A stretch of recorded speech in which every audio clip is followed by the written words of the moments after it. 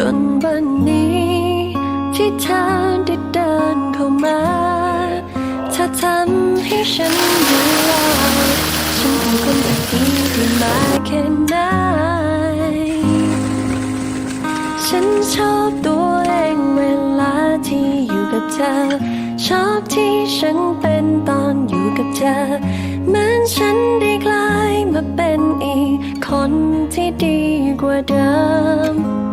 ชอบตัวเองเวลาที่อยู่กับเธอ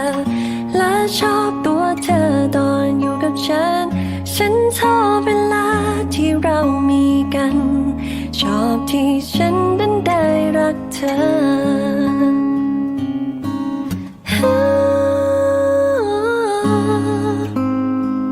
เธอทำให้คนที่ไม่มีหัวใจ